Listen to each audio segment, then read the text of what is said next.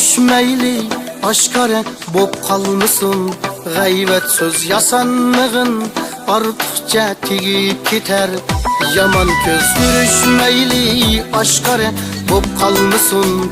Gayvet söz yasanlığın arttıkça tigip gider.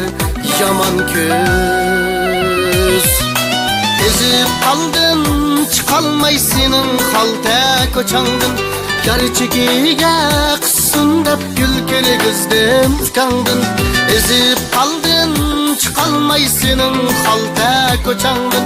Gerçeğiye kızsın dep gülgeli kızdım kandın. Gerçeğiye kızsın dep gülgeli kızdım kandın.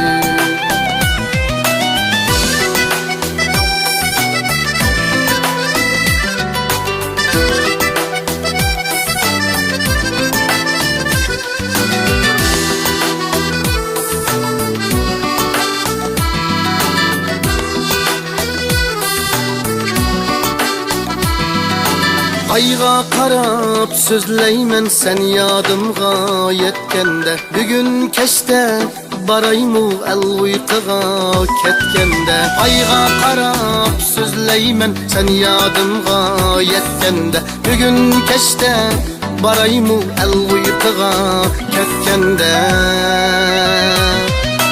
Aydın keçep çığlap aytkan sözüm rasmıdır. Nakşıysam çıkmaysan kulaklarım gasmıdır. Aydın keçep çığlap aytkan sözüm rasmıdır.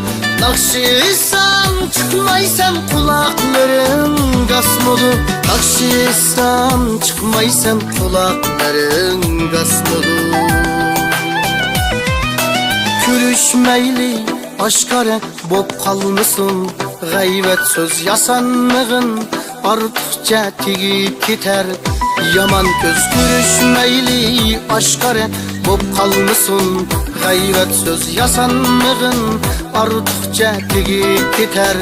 Yaman göz